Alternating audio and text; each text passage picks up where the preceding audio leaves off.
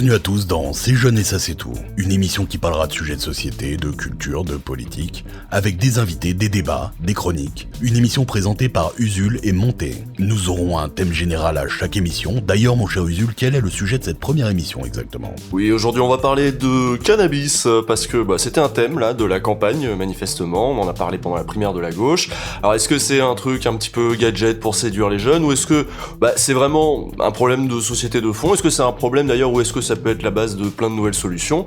On va voir ça ensemble. Et pour parler de tout ça, notre premier invité est Julien Bayou, économiste, figure du collectif Jeudi Noir, participant au mouvement Nuit debout, porte-parole d'Europe Écologie Les Verts depuis 2013 et conseiller régional. Il est présenté par le Huffington Post comme une des 10 révélations politiques de l'année 2016. Il se présente aux élections législatives de 2017 dans la 5e circonscription de Paris. Interviendront également Jeff, psychiatre et co-auteur de la chaîne YouTube Le Psylab, La Petite Voix, voix off de caractère qui met son grain de sel dans l'émission culturelle Bolchegeek, et également Bolchegeek lui-même, auteur et réalisateur donc de l'émission éponyme.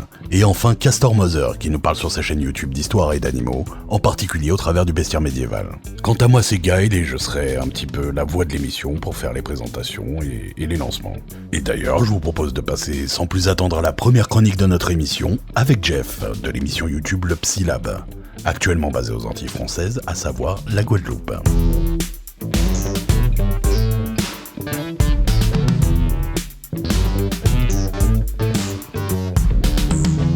Bonsoir à tous, je suis très content d'inaugurer ce podcast. Bonsoir. Et je vous ai préparé une petite... bonsoir à tous. Bienvenue à Je toi. suis très content et je vous ai préparé une petite chronique intitulée « Mon plan pour sauver les Antilles françaises ». Enfin, le DOM en général. Les amis, j'ai un plan pour sauver les DOM. Oui, les DOM, ces contrées lointaines qui nous rappellent que nos frontières ne se limitent pas à notre petite métropole et que nous sommes aussi voisins du Brésil, de la Dominique, de Madagascar, j'en passe. Ils sont en souffrance les DOM, le chômage n'y est pas rampant, il galope à tout crin, particulièrement chez les jeunes. 24% de la population et 56% des jeunes de moins de 25 ans. L'agriculture est marquée par les scandales sanitaires qui n'émeuvent personne, je pense à l'affaire du chlordécone, un pesticide organochloré interdit dès 1976 aux États-Unis, qu'on a allègrement utilisé jusqu'en 1993 dans les Antilles françaises, alors qu'il était interdit en France depuis 1990. Le hic, il est responsable d'un pic de ouf de cancer de la prostate dans la population antillaise. Les DOM vont mal et je crois avoir trouvé un remède. C'est le cannabis. Alors attention, je ne dis pas que si tout le monde fumait de la marijuana dans les îles, la vie serait plus cool. Non, après tout, je suis psychiatre et je suis confronté quotidiennement aux problèmes parfois énormes que pose le cannabis, notamment chez les plus jeunes et chez les personnes souffrant de schizophrénie. Non, le remède, c'est la légalisation du cannabis. Le légaliser et le cultiver en mode Made in France, avec label AOC et tout le bazar. Made in France, ok, mais justement, où est-ce que ça pousse comme de la mauvaise herbe sans matériel hydroponique, coûteux et pas très écolo ? Sous les tropiques, justement. Exit la banane antillaise, qui ne vit que sous perfusion des aides européennes, rasons tout ça et faisons pousser la ganja. Ça fait de l'emploi, de l'agriculture paysanne et respectueuse de l'environnement, plein de sous parce que l'État fera des recettes et des économies, mais je m'étends pas là-dessus parce qu'on va en recauser. Bien sûr, il faudra allouer une partie des recettes dans la recherche sur le cannabis pour un usage moins nocif et pour ses potentielles vertus thérapeutiques. Ça, on va y revenir. Et l'argent pourra également servir à financer les programmes de soins et d'accompagnement en addictologie. Enfin, je suis pas sûr sur ce dernier point, parce que si les soins addictos sont financés par la vente de cannabis, il suffit que les addictos fassent bien leur boulot pour que la recette diminue, puisqu'il y aurait théoriquement moins de consommateurs de cannabis, et donc ils se retrouveraient avec moins d'argent pour assurer leur mission. À voir. Il n'est pas encore complètement au point mon programme. Mais c'est pas tout. Contrôler la production permettrait de contrôler la qualité du cannabis, d'en limiter les effets dommageables pour la santé. Promouvoir, par exemple, un usage par la vape plutôt que par la fume. Parce que oui, tout porte à croire que la vape c'est quand même moins nocif que la fume, même si, certes, on manque de recul sur le sujet. Pour finir, il faut quand même que je vous dise 2 mots du CBD. Cannabidiol ou CBD pour les intimes. C'est une des substances psychoactives contenues dans le cannabis, aux côtés du fameux delta-9-tétrahydrocannabinol, le fameux THC. Eh bien le CBD, lui, il aurait des vertus thérapeutiques. Ouais. Notamment en psychiatrie. Et là, il faut être très clair, le cannabis n'est pas une drogue douce. Pour une drogue, l'adjectif doux n'a aucun sens sur le plan strictement neurobiologique ou psychologique. Est-ce que le cannabis est dommageable pour les jeunes consommateurs ? Oui, particulièrement chez les jeunes ados. Parce que voyez-vous, notre cerveau se développe jusqu'à l'âge de 20 ans à peu près. Et tout phénomène qui perturbe ce développement est potentiellement dangereux. Le cannabis en fait partie. Les troubles de l'attention, de la mémoire, le déclin scolaire, le syndrome amotivationnel, c'est une réalité. Et est-ce qu'il y a un lien entre cannabis et schizophrénie ? Oui, clairement. Il n'y a pas photo. Non seulement lorsqu'on consomme beaucoup de cannabis à l'adolescence, on a un risque accru de déclarer une schizophrénie, mais en plus, le cannabis aggrave la schizophrénie, précipite les rechutes et rend plus difficile la rémission. Bah ouais, il existe des personnes à qui le cannabis fait beaucoup de mal, parce que nous ne sommes pas tous égaux devant telle ou telle substance. Mais alors, pourquoi les schizophrènes fument plus de cannabis que la population générale, puisque ça fait plus de mal que de bien? Ça, c'est une véritable énigme pour les psychiatres. Et le CBD, ça y est, on y revient, est peut-être la clé de cette énigme. Peut-être que les personnes qui souffrent de schizophrénie tentent maladroitement de se soigner en fumant du cannabis. Parce qu'en fumant, elles absorbent un toxique, le THC, et un médicament, le CBD. En effet, le THC est probablement responsable du merdier neurodéveloppemental et des rechutes dans la schizophrénie, alors que le CBD, au contraire, serait antipsychotique et anxiolytique. Il y a même des protocoles de recherche en cours qui étudient le CBD comme traitement potentiel de la schizophrénie. Trop tôt pour affirmer cependant que c'est un traitement aussi efficace que ceux qui sont déjà sur le marché. Donc ouais, je pense qu'on pourrait sauver les DOM en légalisant le cannabis, mais bien sûr je rêve un peu. Et il faut que je vous avoue que ce rêve est un petit peu égoïste. Dans cet hypothétique monde avec du cannabis made in France, je me serais bien vu gérer un coffee shop psychotic friendly. Mais bon, ça c'est pas pour demain. Merci Jeff pour cette première intervention qui plante un peu le débat, qui met un peu le programme. Donc on parle de voilà. Qu'est-ce que ça fait politiquement de légaliser? Quels sont les effets sur la santé? On va déblayer un petit peu toutes ces questions-là que tout le monde se pose un petit peu parce que on a tous discuté de ça à un moment ou à un autre et pas forcément sérieusement. On voit quand même que le niveau du débat public sur la question est très très bas, et plutôt très très bas. Et c'est de ça dont on va parler avec toi, Julien, du coup. Salut. Salut. Est-ce que tu peux nous rappeler juste la position des Verts, la position historique des Verts sur le cannabis et sa légalisation? Ouais, bah, je vais essayer. Bah, déjà, merci pour l'invitation. Et puis, bravo, Jeff, pour effectivement, le décor planté. Moi, je pense que c'est important de pas dire que le cannabis, c'est un produit inoffensif. Mais par contre, d'adopter une approche pragmatique. Et nous, ce qu'on dit, les écolos, c'est que déjà, quand on est adulte, on fait un peu, on doit pouvoir faire ses choix. Et puis surtout, la politique de répression depuis 30 ou 40 ans, en fait, elle a échoué. La prohibition, en fait, mécaniquement, tous les jours, elle est violée, puisqu'on considère qu'il y a 500 à 700 000 personnes françaises qui fument tous les jours. Donc, en fait, la prohibition, c'est un échec, c'est un fail total. 11% des adultes ont déjà consommé dans l'année. Et donc l'idée c'est vraiment pas de dire c'est super, allez-y, défoncez-vous, mais on a bien un problème de santé publique, c'était le sens du propos de Jeff. Et puis faut aussi dire, ce sont les mafias qui génèrent un fric fou sur le marché noir, et on le voit à Marseille mais ailleurs. C'est un cauchemar pour les habitants. Donc en fait la prohibition elle a échoué, et le vrai pragmatisme ça serait d'encadrer la consommation, de considérer qu'il y a des gens qui veulent fumer, que ce soit pour le médicinal ou le récréatif, et qu'on doit pouvoir encadrer cette vente. En gros l'idée, par exemple Noël Mamère vient de déposer une proposition de loi référendaire, c'est un PMU du cannabis, quoi, la française du cannabis si vous voulez, un contrôle par l'État, pour pouvoir contrôler qui consomme.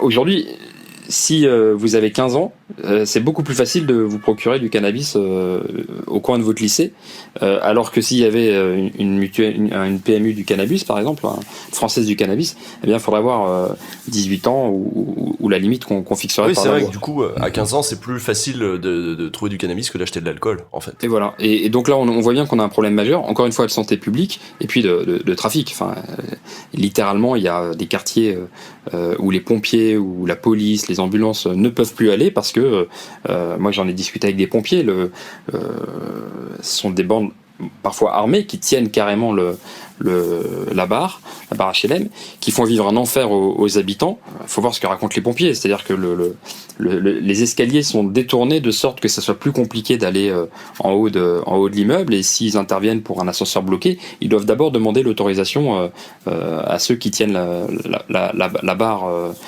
de l'immeuble, quoi. Donc on a en fait vraiment un cauchemar pour les habitants, un problème de santé publique, et tout ça c'est parce que on a des politiques formées dans les années 70, quand c'est pas les années 50, qui sont vraiment en mode autruche. c'est Valls qui, dans le débat il y a une semaine, il dit il faut des interdits. C'est ridicule. Ouais, Personne dit, encore une fois, personne dit allez-y, youpi, etc. Arrêtez vos études et mettez-vous à fumer toute la journée. Mais le constat, c'est quand on mobilise autant de flics, de policiers pour arrêter 3 gamins qui dans un parc roulent un joint, en fait on ne règle pas le problème et par contre on consacre une énergie démesurée à brasser du vent. C'est la justice, c'est la police qui est mobilisée pour rien et on a toujours ce problème de santé publique et de violence sociale. Donc la position des écolos, c'est pragmatisme et ça peut même être une expérimentation.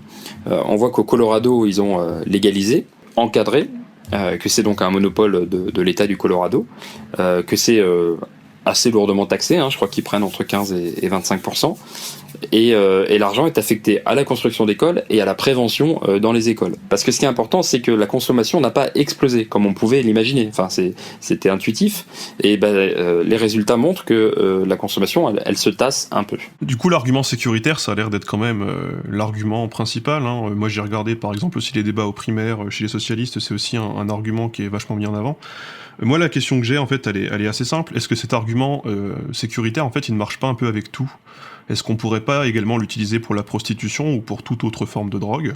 Et est-ce que finalement, en fait, je vais poursuivre ma pensée, est-ce que finalement cet argument sécuritaire ne se cache pas en fait une question de morale, en fait, tout simplement ? Est-ce que, pour la prostitution, par exemple, cet argument sécuritaire pourrait aussi fonctionner, et pourtant, des élus qui seront favorables à la dépénalisation, voire légalisation du cannabis, elles ne le seront pas forcément pour la prostitution, par exemple. Alors, si tu me poses la question à moi, moi je suis abolitionniste. Je considère qu'on ne devrait pas pouvoir utiliser le corps d'autrui, et que donc une femme notamment devrait pas être victime de traite et de tout ce qui a trait malheureusement à la prostitution. Donc il y a effectivement une partie des gens qui le choisissent, mais je fais le distinguo entre le droit, pour aller vite, de s'administrer des drogues et donc d'ingérer des produits offensifs ou nocifs, on va dire, et le droit ou l'achat, le loyer ou tout ce que tu veux du corps d'autrui. Donc moi je fais pas le lien.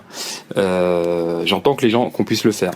Mais par contre sur l'argument moral, oui, c'est l'argument moral de la prohibition sur le cannabis.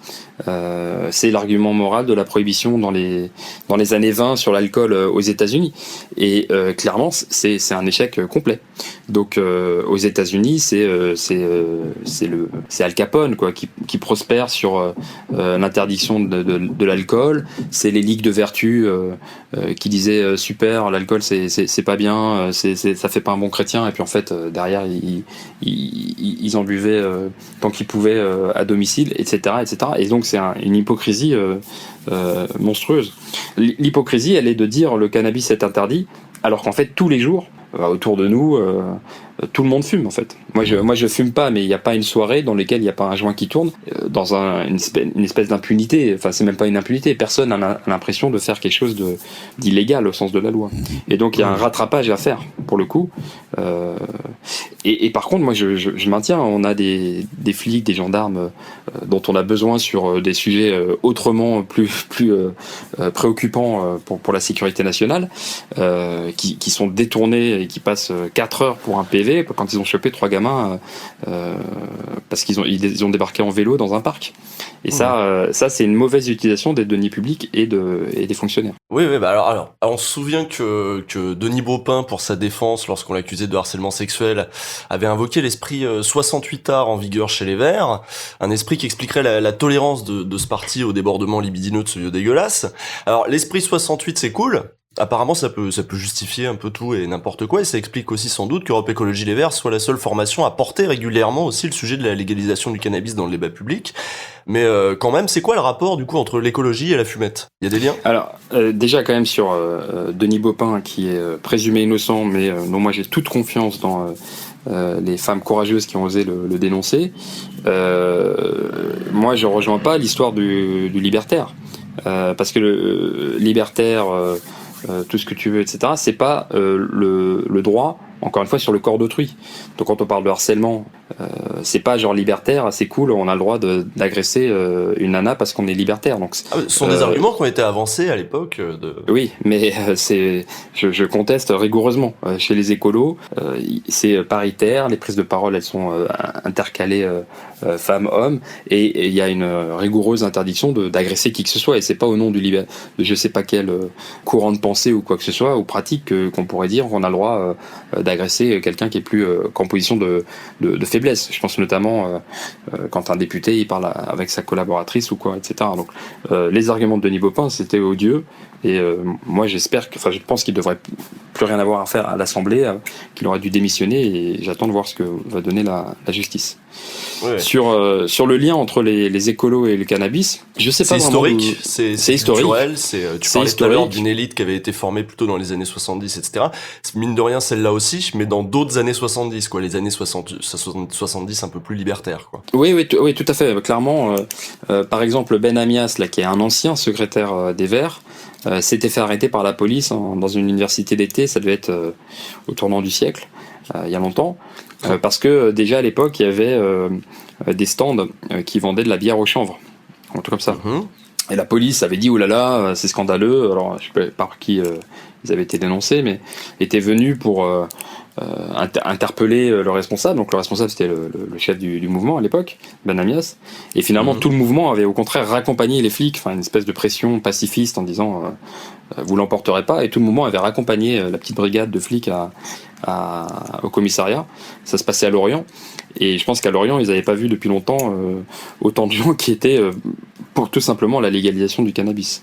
Donc c'est vrai que ça date, ça remonte, et finalement chaque année, chaque progression de la consommation, chaque échec récurrent de la pénalisation conforte en fait cette pensée. Donc peut-être qu'au départ c'est sur un courant libertaire et très hippie, admettons, mais là je pense que c'est vraiment confronté aux arguments de l'Organisation mondiale de la santé. Il y a eu une réunion à Vienne il y a quelques années qui ont vraiment acté l'échec de la pénalisation des drogues partout dans le monde. Ça se voit beaucoup évidemment au Mexique et toute l'Amérique latine qui est victime de la pénalisation à outrance qui est faite aux États-Unis. On sait bien que ça génère des mafias et des mouvements de déstabilisation dans le monde entier, et que par ailleurs ça n'a absolument rien réglé, même ça fait empirer les questions sanitaires. Donc voilà, l'espèce peut-être d'inclinaison libertaire ou hippie, je suis pas chez les Verts depuis aussi longtemps, est confortée par le constat que, de manière pragmatique, il faut aller vers la légalisation et la dépénalisation. D'autant plus que il y a un argument qu'on entend moins, mais qui est quand même pas mal relayé, c'est que c'est aussi un outil génial de guerre aux pauvres. Ça, on le voit dans plein de pays, et aujourd'hui aussi voir la guerre à quelle drogue est faite dans quel quartier, etc. Et comment ça peut être un outil aussi pour parfois les forces de l'ordre et parfois les abus des forces de l'ordre, d'avoir cet outil-là, de se dire ah oui, mais on l'a chopé avec une boulette, quoi. Donc maintenant on va pas le lâcher, quoi. Donc c'est aussi très politique aussi de choisir qu'est-ce qu'on légalise pas, qui les consomme, et sur qui ça va retomber après. Quels outils tu donnes aussi aux forces de l'ordre pour contrôler les pauvres. Ah oui, je te rejoins complètement. C'est même, on peut aller plus loin, c'est-à-dire que je parlais des soirées, moi je suis habitant à Paris, où il n'y a pas l'impression de faire quelque chose d'illégal, voilà. En fait, il n'y a pas de descente de flics dans ces soirées-là. Par contre, celui qui ou celle qui va fumer, il va se faire choper à la sortie du RER. Par contre, oui, il y a un ciblage clairement géographique, social et de contrôle aux faciès qui est reconnu. C'est juste Manuel Valls qui le dément. On sait très bien que les petits bourgeois fument aussi, mais ils fument pas dans la rue, en bas de bars, de HLM ou je sais pas quoi. Ils fument au chaud dans de très jolis appartements haussmanniens. Voilà. On se fait vachement moins emmerder. C'est notamment, je veux pas dire le nom, mais c'est notamment arrivé il y a pas longtemps à une présidente de région. C'était Valérie Pécresse, c'est ça ou... Oui. Non, c'était une KM. Non, c'était Pécresse. C'était Valérie Pécresse qui disait qu'elle voulait faire des tests dans les lycées, des tests salivaires, et finalement c'est son gamin qui s'est fait contrôler. Il s'agit pas de dire, c'est pour ça que je souhaitais pas donner son nom, mais c'est-à-dire que vraiment en fait tout le monde, voilà. Moi j'ai évidemment déjà fumé, ça me réussit pas tellement, donc je kiffe pas tellement, donc je fume pas. Tous ceux que je connais autour de moi, évidemment, ils ont déjà essayé ou fument de manière régulière ou ont arrêté arrêter, peu importe. Et donc en fait on est dans une hypocrisie pas possible. Moi j'ai une question en fait, parce que alors moi je fume pas de cannabis pour le coup, j'ai jamais fumé de ma vie de quoi que ce soit. Par contre j'ai déjà mangé des gâteaux et bon ça m'avait réussi moyen, mais la question que j'ai c'est qu'en fait le cannabis est là dans tous les débats, il y a des articles qui sortent régulièrement sur la légalisation, la dépénalisation du cannabis. On parle souvent de la fumette, on parle jamais des gâteaux en fait. Et moi j'aimerais bien savoir, est-ce que la position que peuvent avoir les Verts, ou même d'ailleurs de manière générale ceux qui sont pour la dépénalisation, la légalisation, ce qu'ils pensent des gâteaux en fait. Est-ce que les gâteaux de l'espace, tu veux dire? Ouais, les gâteaux de l'espace, les gâteaux magiques. Est-ce qu'on peut imaginer qu'il y ait une marque de gâteaux, voilà, qu'on puisse acheter, qu'on puisse récupérer avec un label de l'État, je sais pas, que le PMU de l'État, comme tu disais avant, nous vende des gâteaux. Est-ce que c'est envisageable ça? Ou à la cantine, dans les cantines. Est-ce qu'on peut avoir double ration de gâteaux? Double ration de space cake? Le cours de maths le plus fun du monde. Ah oui, c'est sûr. Après 18 ans. Déjà. Non, je suis pas vraiment, comme je suis pas du tout pratiquant, je dois fumer une fois par an. Je suis pas expert, mais je pense que donc je réagis que par principe. Si on en suit l'histoire du monopole d'État, non pas pour qu'il y ait un monopole d'État, mais pour qu'il y ait un contrôle de qui y a accès et puis de quelle qualité aussi, parce que dans l'aspect guerre aux pauvres, il y a aussi le fait que non seulement à 15 ans c'est plus simple de se procurer du cannabis que de l'alcool, mais en plus t'as aucune garantie de la qualité. Tu peux vraiment avoir des trucs absolument pourris, coupés avec des trucs encore plus toxiques, etc. Donc pour tous les produits avec THC, l'intérêt du contrôle par l'État, c'est aussi le contrôle qualité. Ça paraît un peu idiot à dire, mais en vrai, et je pense que JF me contredira pas, il vaut mieux un produit de qualité plutôt qu'un truc coupé avec je sais pas quoi. Mais aujourd'hui, ce qui circule, c'est potentiellement très nocif. Oui, pour moi, c'est un aspect fondamental dans les arguments pour la légalisation. C'est limiter les effets et la nocivité du cannabis en contrôlant la qualité du produit, et faire de la recherche dessus, parce que la recherche est insuffisante sur le sujet, puisque quand une substance est illicite, c'est plus compliqué de faire de la recherche dessus. Ça, c'est sûr que ça, c'est fondamental. Alors pour défendre cette légalisation, on entend des arguments sécuritaires, on entend des arguments économiques, on entend des arguments médicaux, là encore, mais on n'entend jamais vraiment d'arguments politiques ou culturels, parce qu'on pourrait par exemple défendre la consommation de cannabis comme une pratique récréative qui porte dans les effets mêmes qu'elle produit chez le consommateur une critique du productivisme, de l'injonction au travail, de la soumission aux exigences du marché du travail. Bref, on pourrait défendre la fumette comme une pratique subversive, politique et même, osons le mot, pourquoi pas, émancipatrice. Et j'ai pas souvenir d'avoir beaucoup entendu cet argument, et ce qui serait pas pourtant parfois plus pertinent que ceux qui sont régulièrement mis en avant par les gestionnaires de la politique, quoi. De voir ça vraiment comme une pratique, comme une contre-culture qui pourrait être aussi une réponse aux injonctions productivistes et de la société et du marché. Ben oui, très juste. Là, peut-être on retrouve la racine de l'intérêt des écologistes pour la légalisation. Mais qu'on n'entend pas dans le débat public. Mais qu'on n'entend pas, oui. Alors déjà parce que à décharge des personnes qui vont prendre la parole là-dessus, tu te fais vraiment immédiatement taxer de laxiste ou quoi que ce soit. Faut voir un peu Esther Benbassa qui a fait sa proposition de loi au Sénat ou Noël Mamère à l'Assemblée, les tombereaux d'insultes qu'ils peuvent prendre et le fait de pas du tout être considéré comme crédible. Ça, c'était avant le Colorado. Parce que la légalisation par le Colorado, le fait que ça rapporte énormément d'argent aux caisses de l'État, que ça finance la prévention, etc., fait un peu bouger les lignes. Et c'est comme ça qu'on a un débat de second tour de primaire PS, où finalement Benoît Hamon peut dire assez solidement, voilà, le cannabis, la pénalisation a échoué, il faut envisager d'autres choses. Mais c'est vrai que il y a peut-être cet aspect... en tout cas d'injonction, de contester l'injonction au travail, à la productivité, etc. Et puis un droit au loisir et à la réflexion ou même à la contemplation. Absolument, oui, c'est la drogue des artistes, c'est la drogue des créatifs aussi, quoi.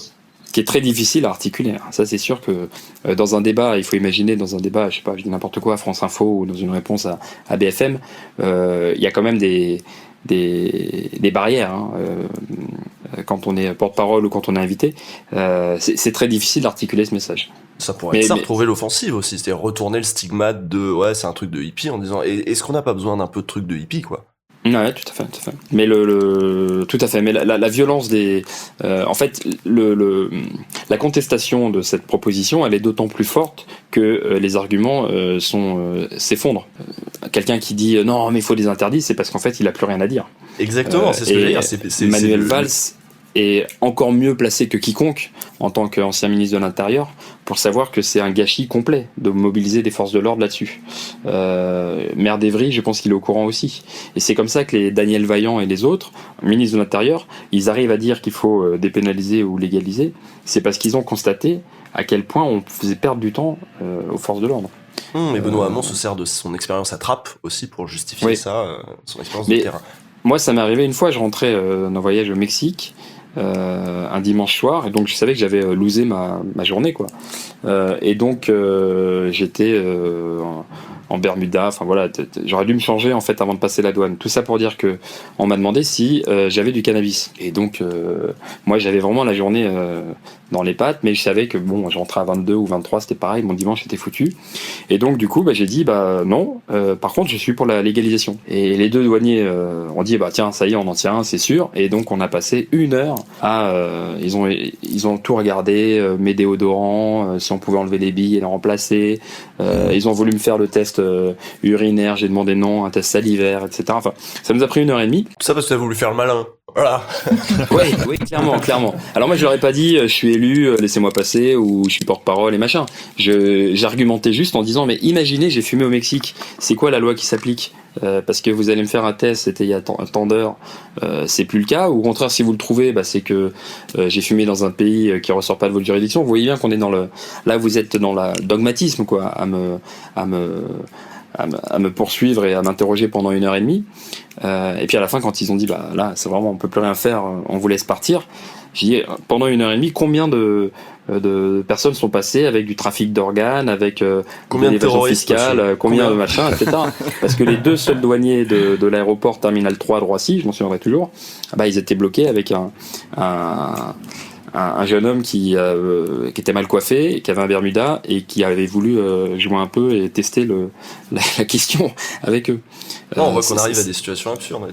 Non, on peut passer à la seconde chronique, peut-être. Apparemment, Castor a une question. Vite fait, mais c'est très rapide parce que tout à l'heure, on parle du fait que si jamais le cannabis est légalisé, etc., ça va ouvrir les esprits, etc. Bon, ça c'est très cool.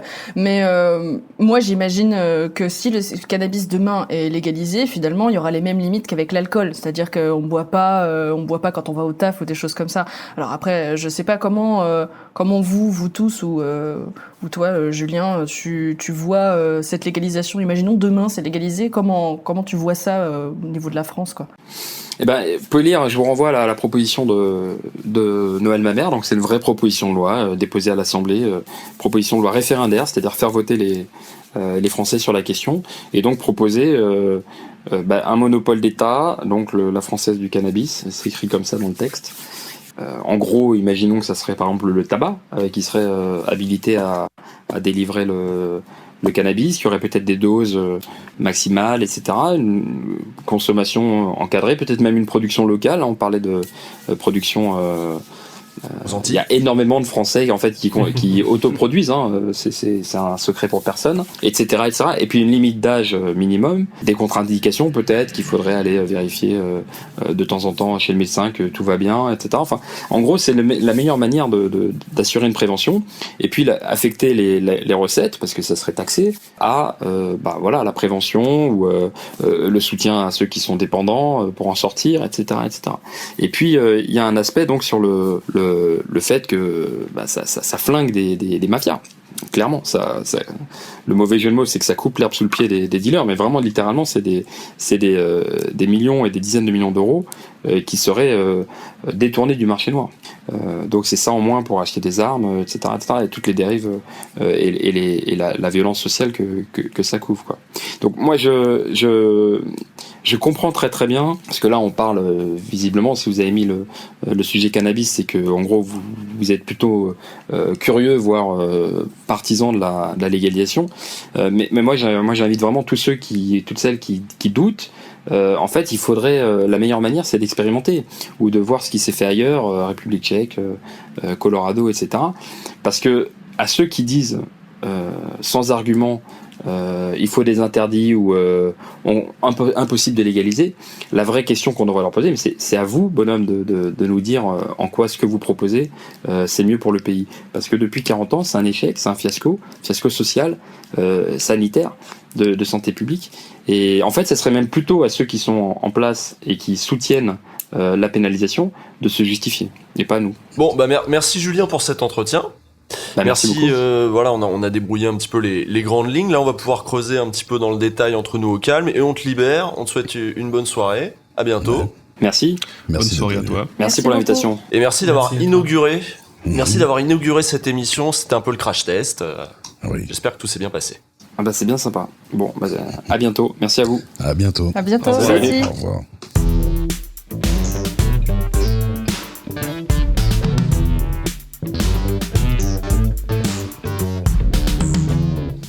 Je vous propose donc de passer à la seconde chronique, qui sera donc la petite voix, la voix off de l'émission YouTube Bolche Geek. Donc tout à l'heure je l'ai pas dit, mais c'est l'émission culture, ciné, séries, jeux vidéo, littérature et politique. Et tu vas donc nous parler de cannabis et d'allergie. Tout à fait. Tout à fait. Tout à fait. Je suis contente de voir que j'avais pas envoyé mon billet à Julien, mais ça va lui parler parce qu'il a dit à peu près tout ce qui était dedans, donc c'est cool. Donc voilà. Alors aujourd'hui, du coup, on parle de cannabis et moi, je veux pas rentrer dans le débat. Oui, c'est bien de dépénaliser ou non, on se rend pas compte, blablabla. Mais moi, ce que je veux vous dire aujourd'hui, c'est vraiment vous parler de ma relation particulière avec le cannabis parce que moi, il se trouve que je suis allergique. Alors on va me dire, ben oui, mais tu sais, il y a plein de sortes de consommations différentes, on peut pas généraliser, tout ça. Et ben si, on peut, voilà, moi je vais le faire parce que de toute façon, j'ai que 3 minutes. Donc est-ce qu'il y a un lien entre mon allergie au cannabis et mon allergie aux graminées, aux arbres coupés et à tout autre organisme vivant pluricellulaire? Et ben probablement. Moi de toute façon, je suis la reine des allergies pénibles, comme plusieurs antibiotiques et la morphine par exemple, donc vraiment des trucs pas du tout gênants. Du genre quand on me dit, ben alors vous êtes cassé le poignet de côté une jambe, qu'est-ce qu'on peut vous donner? Eh ben du Doliprane, voilà, bon courage, hein. Débrouillez-vous. Et chez moi, cette allergie, eh ben, elle se traduit par un gonflement et une sensation très forte de démangeaison au niveau de la gorge et une toux violente à chaque fois que je croise quelqu'un qui se fait un petit joint tranquillement. Alors on me dit souvent, bah c'est bizarre quand même que ça te fasse ça alors que tu fumes pas et que tu respires juste de la fumée. Bah oui, mais quand tu fumes, tu fais quoi à part inhaler de la fumée? Donc voilà, sérieusement, moi je ne comprends pas cet argument. En tout cas, celle qui était vraiment contente quand on m'a découvert cette allergie, eh ben, c'était ma mère. Du coup, j'ai eu droit à plein de blagues du genre, ah bah tu vois, tu vas pouvoir rentrer dans la police, tu seras mieux qu'un chien policier, nanana. Et ben oui, mais enfin quand même, un chien policier, il est pas censé décéder d'un œdème respiratoire au premier contrôle, parce que sinon, au bout d'un moment, même la SPA, elle peut plus fournir. Hein. Enfin bon, en tout cas, là, on est en train de parler dépénalisation. Donc, et ben en fait, de quoi ça parle? Et ben pour moi, vous imaginez bien effectivement que ça changerait des choses, la dépénalisation du cannabis.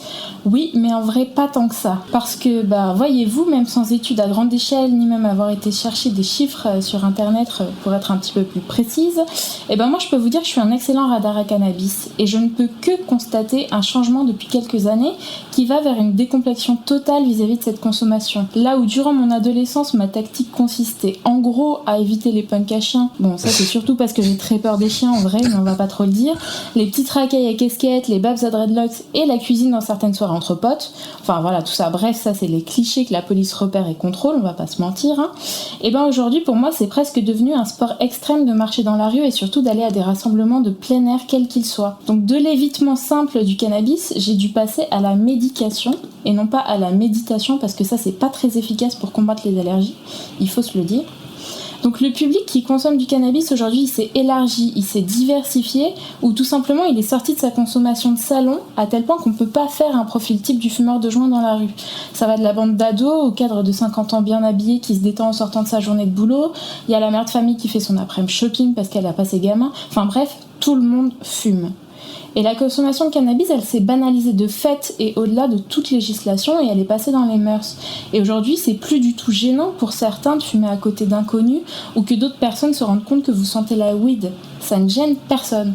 Enfin, à part moi du coup. Et après tout, pourquoi se priver quand vous savez pertinemment que vous ne serez jamais inquiété, arrêté ni contrôlé pour ça? Enfin bref, la question de la légalisation du cannabis, elle ne porte plus sur la consommation ni sur le cannabis lui-même. elle porte sur le contrôle exercé de main, et elle pose la question du contrôle au faciès, et osons le mot, quelquefois du racisme. Et pour moi, ce contrôle de main, ce sera celui de la piqûre hebdomadaire de l'allergologue qui va me désensibiliser. J'en prendrai pour 3 ans ferme, et j'appellerai fièrement le coût de mon traitement mon budget cannabis. Très bien, merci beaucoup. Ouais, c'était très très bien. Moi, j'ai beaucoup aimé. Ouais, petit billet J'ai pleuré à la d'humeur. fin. C'est véridique, Vive la je vie peux d'allergique. témoigner. Hein. Et du coup, même quand t'es à proximité des gens dans la rue ou quoi que ce soit, ça te déclenche des gros problèmes. Ouais, ça me déclenche. En fait, quand je passe dans la fumée de cannabis, ça me déclenche vraiment des sensations de démangeaison très violentes dans la gorge et de la toux. Instantanément, comme ça. Instantanément, très rapidement en tout cas. Ah, c'est chaud. Donc j'évite fortement et c'est là où vraiment moi je me rends compte de justement du fait que c'est passé vraiment dans les habitudes de consommation des gens. C'est que avant vraiment je pouvais simplement éviter certaines personnes et éviter de m'approcher. Maintenant tu ne peux pas reconnaître et dans un sens c'est pas mal, tu ne peux pas reconnaître quelqu'un qui fume de quelqu'un qui ne fume pas, et donc je me balade en plein dedans, je tousse, je vomis mes tripes et puis je prends un petit médicament qui m'aide à aller mieux. Et pour le coup, la fumée de cigarette, ça te fait pas du tout la même chose. Non, la fumée de cigarette ne me fait pas la même chose, étonnamment. Ah ouais, c'est vraiment le cannabis même, quoi. Voilà. Ah, c'est ouf. Alors souvent, t'as quand même des allergies croisées. T'es peut-être allergique à d'autres trucs. Je suis allergique à plein de trucs, ouais. Ouais, apparemment. C'est ce que je disais au début. Un terrain allergique fort et des choses qui se recoupent de manière assez logique, de type graminées, herbes coupées, plein de plantes, voilà. Et t'as constaté qu'on fumait plus dans la rue maintenant, que les gens ils se lâchent un peu et que t'as vraiment grillé des mères de famille qui faisaient du shopping et qui fumaient un pétard devant Zara, quoi. Ah mais complètement, c'est vraiment tout le monde fume et encore plus c'est hyper flagrant dans les rassemblements de plein air. Nous on est à Lyon, là, on est allé il y a pas très longtemps faire un tour à la fête des Lumières, donc beaucoup de monde dans les rues, etc. Et pour moi ce genre de rassemblement c'est devenu vraiment compliqué parce que tout le monde fume et je peux pas me dire ok je vais me rapprocher d'un groupe de petits vieux et marcher derrière eux, ou là c'est une famille et tout ça va bien se passer, parce qu'en fait il y a vraiment plus de code, quoi. Tout le monde fume effectivement et c'est vrai que c'est alors marrant qui c'est parce que qui ça rend fume pas là les gens dans gênants, quoi. l'équipe? Qui c'est qui fume pas? Castor, tu fumes? Non, j'ai déjà essayé, mais comme Julien, bof l'effet. Il disait bof, donc du coup j'y touche plus. Bah voilà, pareil. Moi, voilà, j'ai pas une très bonne expérience de ça, donc éclatez-vous. Moi, je juge pas, mais j'y touche pas. D'accord. Jeff? Je fume. En fait, c'est très bizarre parce que je fume de temps en temps, mais je constate à chaque fois que ça me va pas. Mais pourtant, je reteste en me disant cette fois-ci, ça sera peut-être différent. Ça m'inhibe complètement. Tu vois. Autant l'alcool me transforme en moulin à paroles, autant quand je fume du cannabis, je m'enferme complètement dans. Je deviens spectateur de ce qui se passe et du coup, c'est pas très agréable. Ah ouais, c'est vraiment horrible. C'est vraiment horrible. Mais moi, la dernière fois que j'ai fumé, par contre, je me rappelle la dernière fois, et on parlait du cannabis thérapeutique, machin, j'avais extrêmement mal aux dents. J'ai tiré 2 tafs, et qu'est-ce que c'était bien. J'avais plus mal. Voilà. Ah, c'est pour ça qu'il y a plein de pays, dont les États-Unis, où ils s'en servent thérapeutiquement comme ça. Ouais, bah ouais. Notamment beaucoup pour les douleurs dans ce style-là, mal de dents, mal aux yeux, des choses comme ça. Bah ça marche. Et alors moi j'ai jamais, du coup je ne fume pas évidemment, parce que du coup l'œdème respiratoire me tente moyennement, mais je suis très intriguée par la consommation cuisinée, donc les space cakes et tout ça, j'ai jamais tenté, mais j'ai toujours cette curiosité de me dire tiens, qu'est-ce que ça me ferait, est-ce que là aussi ça se passerait mal ou pas, qu'est-ce que ça change? Allez, ça vaut le coup de risquer sa vie, je trouve. Par contre, c'est une question qu'on peut peut-être poser à Jeff. Est-ce qu'il y a vraiment une différence entre le fait de fumer et le fait de manger des gâteaux? Ouais, il y a une très grosse différence. En fait, quand tu fumes, la substance arrive très rapidement dans le cerveau. Et donc, quand tu fumes, les effets sont très très rapides. Ils sont dans l'ordre de la seconde, de la minute. Voilà, quand tu tires sur un joint, en moins d'une minute, tu en ressens des effets. Et quand tu le manges, ça, non seulement ça prend plus de temps, mais en plus ça dure plus longtemps. Ça peut durer des heures et des heures, voire des dizaines d'heures. Alors après ça dépend de la quantité bien sûr, mais ça change ça principalement, l'expérience en elle-même. Ça met plus de temps et ça dure plus longtemps. Après, c'est vrai que c'est dur. Le problème avec les space cakes, les trucs, tout ça, c'est que c'est quand même assez dur de doser correctement. Et c'est vrai qu'appréhender une drogue, quelle qu'elle soit, c'est toujours essayer de trouver le juste milieu entre ce que mon corps peut recevoir, les effets que j'aime bien, machin. Il y a toute une période où en fait tu testes un petit peu pour trouver l'accommodement raisonnable. C'est beaucoup plus dur à gérer avec les space trucs parce que le dosage, machin, combien j'en mange, une part, deux parts, ça me fait rien, bah forcément ça te fait rien, mais dans une heure tu vas être bien, quoi. Donc c'est un peu ce qui m'est arrivé. Voilà, c'est beaucoup plus dur de gérer, je trouve, avec ça. Bah du coup, avec faire l'allergie, confiance c'est aux chaud, potes. quoi. Bah oui, c'est clair que quand tu fumes ce genre de truc, parce que moi, comme je disais, les rares fois, enfin sauf la fois où j'avais mal aux dents, mais la fois d'avant, ça m'a fait des effets chelous, quoi. Et en fait, du coup, non seulement j'ai pas envie que ça me fasse des effets chelous, mais en plus, si t'en prends trop et que t'es vraiment mal, t'as juste une seule option, c'est d'attendre que ça passe. Alors que par exemple, l'alcool, désolé, c'est un peu ragoûtant, mais tu vomis, ça va mieux, quoi. Alors que là, si t'as fumé, c'est chaud, quoi. Faut juste attendre. Ouais, c'est vrai, c'est le problème des space cakes, c'est que t'es parti pour des dizaines d'heures, donc si t'aimes pas l'effet que ça te fait, t'as perdu une journée. Tant pis pour toi, quoi. Ah ouais. Moi, j'ai fumé à la fac, beaucoup. Parce que, histoire d'être dans le cliché du mec qui fume de l'herbe à la fac, et pas trop après, parce que ouais, c'est pareil, c'est pas un effet que je trouve... Ça dépend des circonstances, quoi. Quand j'étais à la fac le soir, le petit pétard du soir, je trouve c'est cool. Mais après, c'est quand même particulier, c'est comme les effets... c'est comme moi, ça m'endort vachement, etc. C'est pas très... comment dire, c'est pas très stimulant, quoi, comme drogue, donc... Ça dépend ce qu'on veut faire avec, quoi. Non, en tout cas, c'est sûr que, ce que tu dis, c'est intéressant. C'est quelle que soit l'expérience que tu fais, quel que soit le produit que tu prends, le contexte, les gens avec qui tu es, ton état mental au moment où tu consommes, bien sûr. C'est déterminant dans ton expérience, quoi. Si C'est sûr. fumer du cannabis quand t'es complètement déprimé, globalement, ça va pas être une super expérience. Quand t'es avec des gens que t'aimes pas, ça va pas être une super expérience. Exactement. Et, voilà. D'ailleurs, Une question de contexte. pour parler de mon expérience personnelle, moi j'ai fumé pas mal de fois, même si là ça fait assez longtemps que j'ai pas fumé, mais le moment où j'ai le plus fumé, c'est quand j'étais agent de sécurité à la Bibliothèque nationale de France, pour la citer. Ça leur fera plaisir. Ça leur fera plaisir. Je m'en fous, c'était il y a des années. Et il y avait tellement rien à faire, c'était de nuit en plus. T'imagines être vigile dans une bibliothèque la nuit, tu vois. Déjà que la journée il se passe pas des trucs de ouf, mais moi il y a du public. La nuit, à part 2-3 chats qui se baladent, voilà quoi. Et du coup, il y avait des agents qui ramenaient ça et j'en profitais. Et j'avoue que pour passer le temps, quand t'as 12 heures à faire, là tu peux t'amuser en regardant une lampe. Et oui, Voilà, ça rend tout c'est intéressant. l'avantage. Donc pour les auditeurs, le bon plan, si vous voulez braquer des livres à la BNF, faut y aller la nuit. Voilà, faut y aller déchirés. la nuit, ils sont tous déchirés. Ils seront tout lents. Je prends note. et- J'ai 2-3 manuscrits à aller piquer, je prends en note. Voilà. Pour les thésards. Allez-y. Non, mais ça a dû changer, bien évidemment. Ils ont pris des gens beaucoup plus compétents maintenant. Moi, j'ai une question quand même pour Jeff, parce qu'en fait, il y a un truc qui revient, en fait, un peu, c'est que on oppose... Enfin, en fait, le cannabis, il y a un côté naturel qui revient assez souvent, quand même. Enfin, c'est quand même un argument souvent, ouais, c'est de l'herbe, ça peut pas te faire de mal. Et en fait, déjà, avec ta chronique, Jeff, on a déjà vu que t'as des produits avec des dosages différents. Donc, a priori, on peut contrôler le dosage, donc déjà, le côté naturel, on repassera. Et du coup, moi, j'ai deux questions, en fait, pour toi, là, si on repart un peu dans le côté sérieux, tu vois. Déjà, est-ce que naturel, c'est un argument en carton ou pas? Parce que moi, ça a l'air d'être quand même vachement un argument en carton. Et surtout, est-ce qu'il y a vraiment des raisons d'opposer le cannabis aux drogues dites de synthèse? Parce que les drogues de synthèse, par essence, si j'ai bien compris, c'est les drogues qui sont qu'on trouve pas dans la nature, qui ne sont pas naturelles. Alors pour moi, c'est complètement un argument en carton. D'ailleurs, les amis de la Tronche en Bière ont fait une vidéo il y a pas longtemps sur le biais naturaliste. C'est pas parce que c'est naturel que c'est bien.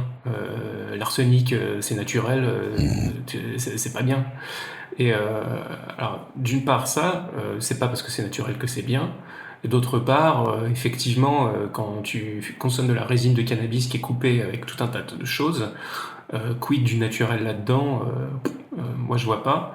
Et puis t'as tout un tas d'autres drogues dont il faut pas oublier qu'elles sont elles-mêmes des produits naturels. La cocaïne, c'est la feuille de coca, l'héroïne, c'est le pavot, même le LSD qui... alors évidemment, le LSD tel qu'on le consomme sur des papiers buvards, tout ça, c'est synthétique, mais à la base, c'est un dérivé de l'ergot de seigle. Pour moi, c'est un argument qui a qui est pas très consistant et qui n'a pas non plus d'argument en termes de retentissement sur la santé.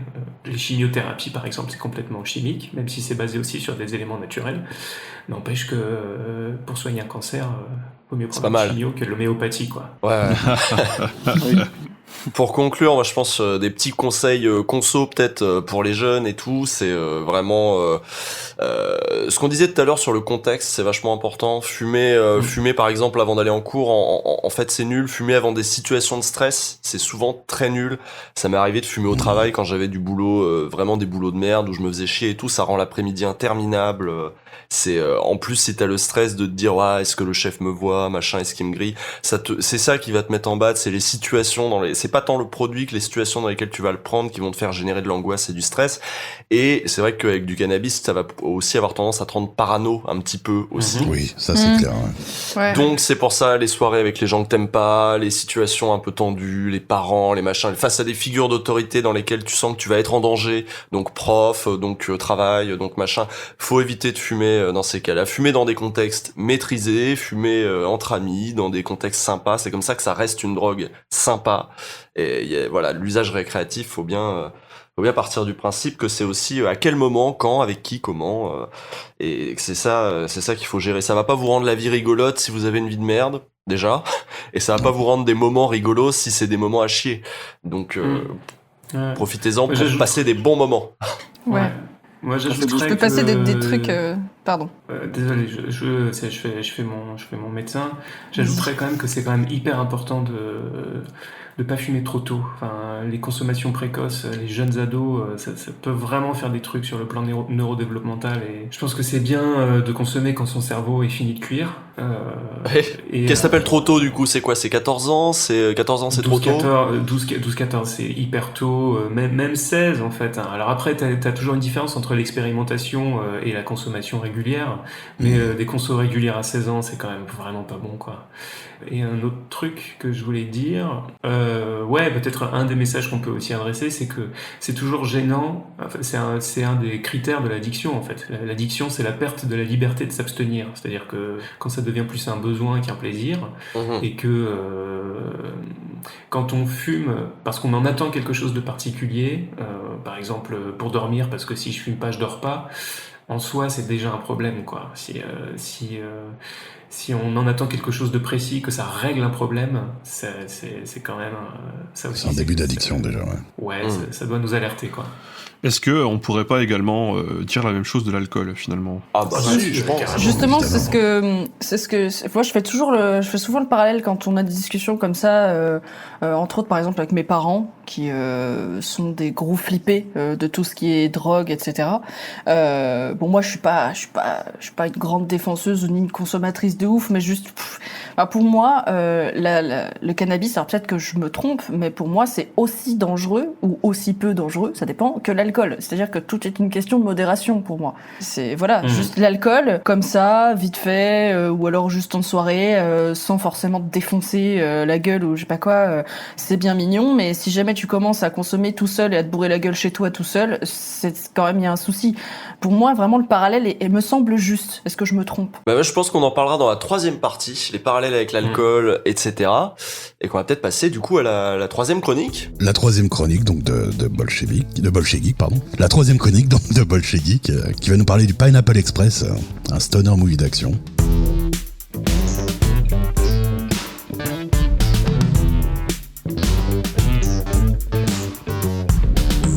Alors salut à tous mes chers petits camarades, le moins qu'on puisse dire c'est qu'à part les frères Pétard avec Lanvin et Villeray et quelques mentions plus ou moins bienveillantes par-ci par-là, le cinéma français se montre assez réticent à faire tourner le pétard. On ne peut pas en dire autant des Américains, pourtant réputés plus puritains. Ils ont même un terme pour ça, les stoner movies. Alors stoner c'est quelqu'un qui fume de la weed, tout simplement. Tout le monde a évidemment en tête le Dude de Big Lebowski, Brad Pitt dans True Romance ou Marky Mark se coulant des douilles avec son nounours dans Ted. Et ceux qui ont vécu de troubles années de fac où le cannabis était un argument de vente à lui seul se rappelleront les délires de rappeurs comme O.I. ou Mac and Devin Goes to High School. De manière plus générale, certains auteurs l'ont intégré dans les mœurs de leurs personnages, que ce soit Kevin Smith ou les comédies de l'écurie Apatow. D'ailleurs, un des seuls stoner movies français, à savoir La Beuse, est très largement inspiré par ce cinéma, comme la plupart des comédies de Michael Youn. C'est donc outre-Atlantique que j'ai été me fournir avec Pineapple Express. Alors, qu'est-ce que c'est ? Eh bien, c'est un film qui a gratté quand même 25 millions de budget à Sony. Bon, alors ils en demandaient 40, mais faut pas déconner, pour un film sur la weed, c'est déjà pas mal. Et il en a rapporté plus de 100 millions, a frôlé le Golden Globe pour James Franco et fait deuxième au box-office, derrière rien moins que The Dark Knight, ce qui est quand même pas dégueulasse. Mais apparemment, en France, ça ne mérite pas mieux que de sortir avec 5 mois de retard dans 61 pauvres salles, affublées du titre Délire Express, par des traducteurs voués à faire sonner toute comédie américaine comme un jeu télé pourri. Mais les distributeurs, ils savent que le public français est au-dessus de ces délires abrutissants de drogués yankees, tout ça c'est pas pour nous, bien que le film ait été massivement schtroumpfé entre-temps sur l'internet francophone. Alors réalisé par David Gordon Green et chapeauté par Judd Apatow, il doit son scénario en fumée aux deux complices Seth Rogen et Evan Goldberg, responsables entre autres de Superbad, This Is The End, la série Preacher ou plus récemment le polémique Sausage Party. Il nous propose ici un gros mélange des genres avec un stoner movie, comédie d'action et de bromance, et ça tombe bien, moi j'aime bien les mélanges. L'histoire commence par un Seth Rogen faisant l'apologie de la légalisation, voilà on est dans le sujet, sur une libre antenne, encore plus dans le sujet, avec pour principal argument que cela éviterait à des consommateurs innocents d'avoir affaire à des criminels. La suite lui donnera à la fois raison, puisqu'il va se retrouver confronté à la violence de gros mafieux, et à la fois tort, puisque ça le poussera à nouer une authentique bromance avec son dealer tout gentil, qui utilise l'argent pour s'occuper de sa mémé. Si je vous en parle dans cette émission, ce n'est pas tant pour les qualités indéniables du film, en tout cas si c'est votre genre de cam, mais plutôt pour sa façon de mettre en scène le cannabis. Car voyez-vous, il est courant d'utiliser la weed au cinéma comme prétexte à des expérimentations plus ou moins inspirées. Associée dans l'imaginaire aux années hippies et autres paradis artificiels, elle est parfois synonyme de visuels psychédéliques, de séquences hallucinatoires, de courtes focales collées jusqu'aux gencives d'acteurs hilars ou de flou de mise au point avec caméra qui tangue sur des visages de zombies amorphes. Et bien là, rien de tout ça. Juste deux types défoncés H24 au centre d'un film d'action. Ils sont légèrement parano, un peu lents du bulbe, pas très adroits, oublient de se réveiller quand c'est important, se battent comme des mecs qui savent pas se battre, ce qui d'ailleurs est encore plus sale que des bastons de mecs qui savent se battre, et prennent dans l'urgence des décisions assez discutables. Bref, des messieurs de tout le monde avec juste un taux de THC supérieur à la moyenne. La Pineapple Express éponyme, qui au passage est une vraie variété d'herbes, est ici associée aux expériences de l'armée américaine dans les années 70, la période où ils balançaient des milliards pour tester des drogues, dans l'espoir d'ouvrir des applications militaires. Mais point de pouvoir psychique débloqué par le LSD, la seule vertu top secrète de cette weed est de pousser les bidasses à envoyer chier leurs supérieurs en étant morts de rire, une arme beaucoup trop dangereuse pour l'armée américaine. Non seulement cela donne une approche assez fraîche de la comédie d'action, d'autant que le film s'avère étonnamment violent et de grandes possibilités comiques, mais cela montre surtout une représentation beaucoup plus fidèle d'une substance largement rentrée dans les mœurs, sans fantasme aucun qu'ils viennent de puritains ou d'apologues possédés du pétard. Et pour cause, Rogen, Goldberg et Franco n'ont jamais fait mystère de leur consommation. Il est même assez clair au visionnage qu'ils sont passablement défoncés sur la plupart des plans et qu'ils laissent, comme à leur habitude, une certaine part à l'improvisation. Bref, un film de fumette par des fumeurs pour un public qui commence à savoir un peu de quoi il s'agit, et pas pour faire vibrer des boutonneux en mal de subversion ou leur faire la morale. Un petit pas de plus dans la banalisation par la pop culture. Et avec du coup un aspect de tiens la weed ça nous permet, ça donne envie d'envoyer se faire foutre son chef, etc. Donc l'aspect un peu la weed ça émancipe aussi quoi. Ouais, il y a un truc comme ça. Alors l'intrigue militaire, c'est plus ou moins un gag en fait dans le film, ça sert strictement à rien dans l'intrigue quasiment, mais il y a vraiment une scène à mourir de rire où ils font un test, c'est en noir et blanc, genre flashback, où ils font un test sur Bill Hader, qui est un super comique, qui joue un soldat et qui se met à faire n'importe quoi, à renvoyer chier tout le monde, et il décide d'arrêter cette expérimentation parce que c'est trop dangereux. C'est trop dangereux d'avoir des soldats comme ça qui renvoient chier leur général. C'est trop dangereux d'avoir du libre arbitre finalement. Bah oui, c'est ça. C'est ça. Puis ils respectent plus rien, etc. C'est juste pas possible. Après, le film a pas beaucoup de propos sur le cannabis, mais on peut le tirer un petit peu de eux, la vision qu'ils ont. C'est-à-dire que c'est souvent des personnages qui ont des petits métiers un peu pourris, qui sont pas très productifs. C'est un peu des Gaston Lagaffe, les personnages de ces films-là, et du coup, forcément, c'est une consommation qui va avec. C'est-à-dire que voilà, c'est des gens, ils s'en foutent, ils ont pas envie qu'on les fasse chier, ils veulent pas réussir particulièrement dans la vie. Leur rêve américain, ils s'en foutent, quoi. Ils veulent juste être tranquilles avec leur meuf, leur pétard, etc. Et c'est assez politique, du coup. Et on peut en tirer évidemment un aspect politique, même si c'est pas explicite dans le film, c'est quand même une vision du monde qui a quelque chose de très politique, ouais. Et avant ta chronique, du coup, Castor nous parlait des parallèles avec l'alcool.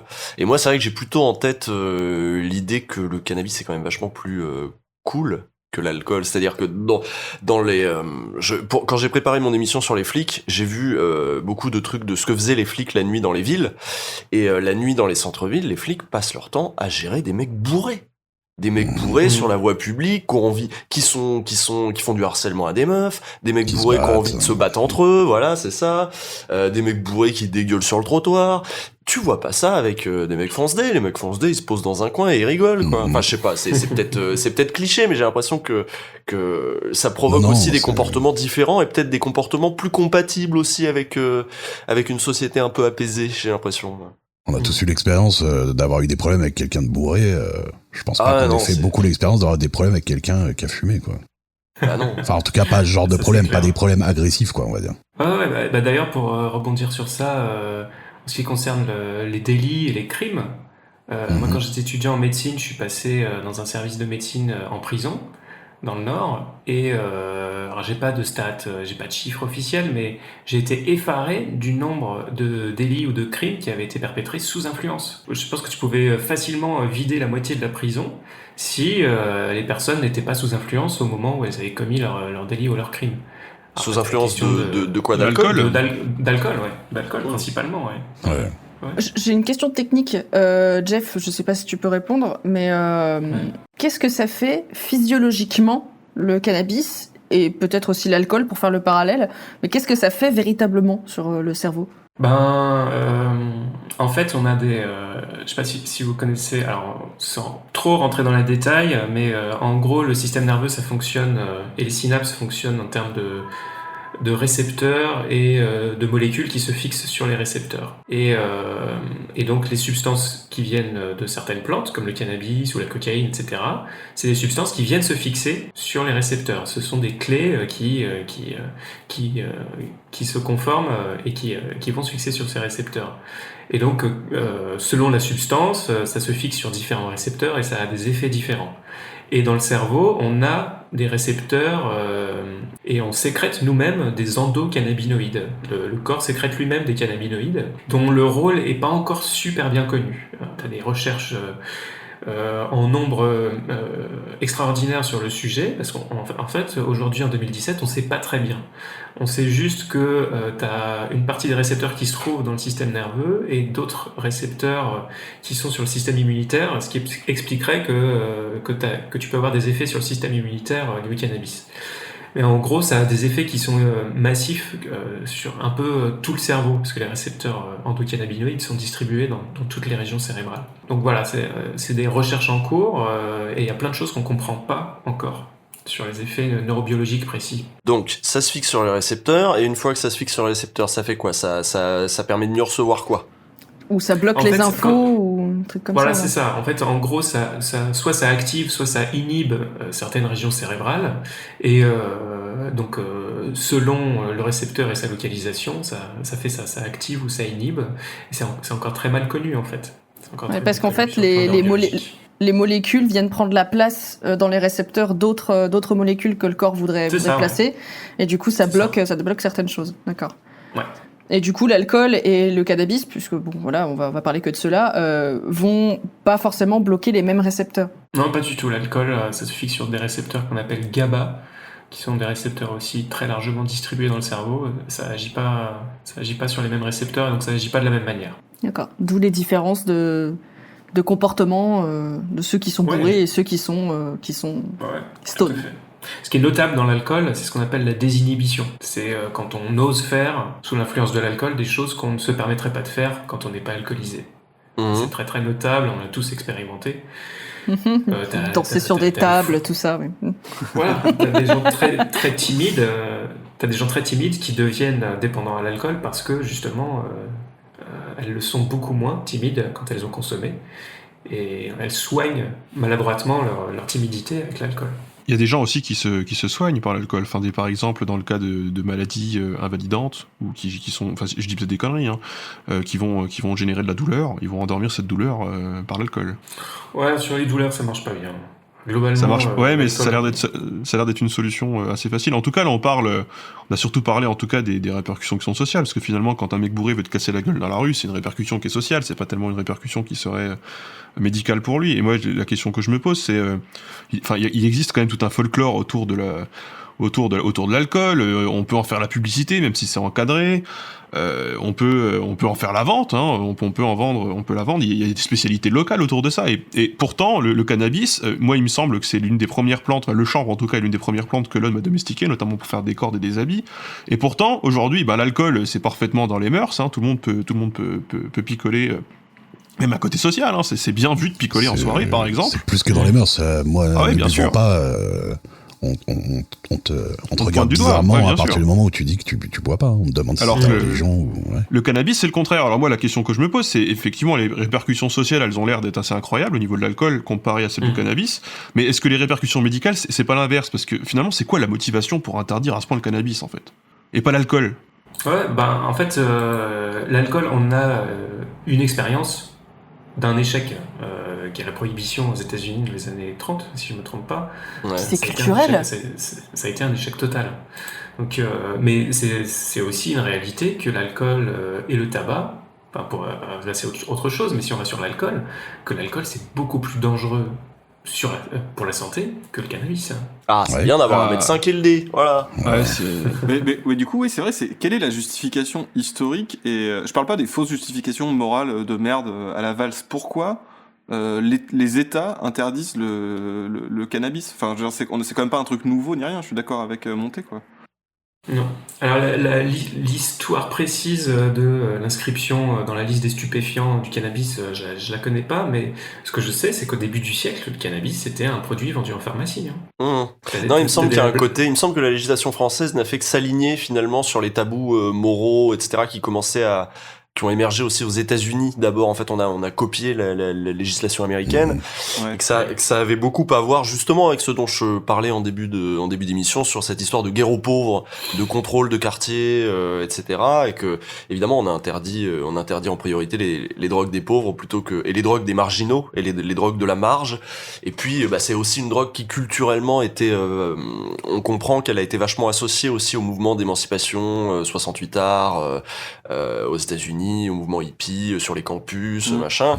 Interdire ça ou maintenir le caractère répressif de la législation là-dessus, c'est aussi une manière de mettre un stop à cette contre-culture, à cette culture un peu contestataire, etc. C'est très politique de savoir quelle drogue on interdit, quelle drogue on encourage au nom d'un espèce de patrimoine culturel, machin. Mais ce sont des tabous moraux et politiques avant d'être des soucis de santé publique. C'est souvent ça, la politique et les législations, je veux dire, les législateurs se posent avant tout ces questions-là. Il y a aussi, j'ai envie de rebondir sur un truc, c'est que tout à l'heure, Julien Bayou parlait du monopole d'État qui serait nécessaire. Jeff aussi, t'as été dans ce sens-là dans ta chronique pour justifier justement une bonne régulation du cannabis, mais en fait, l'alcool ou le tabac, c'est pas du tout un monopole public, c'est privé, c'est du privé. Et les taux d'alcool sont vraiment très différents d'une boisson à une autre. Idem, j'imagine, pour ce qu'on peut trouver dans les clopes en fonction de chez qui on les achète. Ouais, mais l'alcool, il me semble que la teneur en alcool, il y a une limite. Je la connais pas, mais il me semble qu'il y a une limite, teneur en alcool qui est interdite. Il y a une Ouais, limite, va chez un paysan qui te sort sa gnôle, tu vois. Oui, non, mais là, c'est vrai que c'est là, interdit, c'est les illégal. paysans. Ouais, les paysans ont plus le droit de le faire, les alambics. Alors il y a un truc comme quoi t'avais le droit d'hériter d'un alambic, mais je sais plus sur combien de générations. Maintenant, t'as plus le droit de faire. Les gens ont pas le droit de le faire eux-mêmes, l'alcool, c'est interdit. Ouais. Comme ils ont pas le droit de planter finalement. Ça c'est pas tant le problème. D'ailleurs, s'il y a un monopole d'État ou je sais pas quoi, finalement, on continuera à faire la chasse aux petits producteurs, autoproducteurs. Ouais, clairement. De toute façon. Là où je voulais en venir, c'est que finalement, cette question du monopole d'État, pourquoi est-ce qu'elle se pose pas pour l'alcool ou pour le tabac? Puisque il y a aussi des risques sanitaires associés à ces drogues. On vient de le dire juste avant, l'alcool, c'est même plus, ouais, du coup. C'est dévastateur. Et le tabac, si j'ai pas envie de dire de conneries, parce que je sais pas exactement quels sont les effets précis sur le corps, mais si je dis pas de bêtises, ça augmente les risques cardiovasculaires ou. Ouais, mais franchement, franchement, au lieu d'interdire, etc., dire non, ça c'est interdit, le mieux c'est pas plutôt d'informer les gens au lieu de s'occuper de, enfin je sais pas, laisser les gens aussi s'occuper de leur propre derrière, quoi. Juste informer sur ce qu'ils risquent, etc. Et au moins comme ça ils savent, quoi. Enfin, pour moi en fait la meilleure défense contre quelque chose qui est potentiellement mauvais, c'est déjà d'informer, quoi. Parce que j'ai l'impression qu'en ce moment, sur pas mal de choses, on se contente d'interdire en disant ta gueule c'est interdit, sans expliquer. Et du coup les gens, disent pourquoi, quoi. Ou alors ils suivent comme parce qu'il faut des interdits. Voilà. Oui, voilà. Il Il faut informer, quoi, tout simplement. Non, et puis c'est bien plus dur d'interdire. C'est bien plus facile, au contraire, d'interdire quelque chose qui n'est pas instauré, dans lequel il n'y a pas des lobbies forts, là où l'alcool et le tabac, notamment, ne peuvent plus rentrer dans ce cadre-là, et on voit à quel point c'est difficile, même ne serait-ce que l'instauration d'un paquet neutre, parce que justement, c'est des sujets qui sont devenus vraiment des vrais lobbies économiques forts. Ouais, alors ça c'est intéressant parce que c'est vrai qu'il y a un mouvement général européen, libéral, très important qui fait que tout doit pouvoir devenir un marché.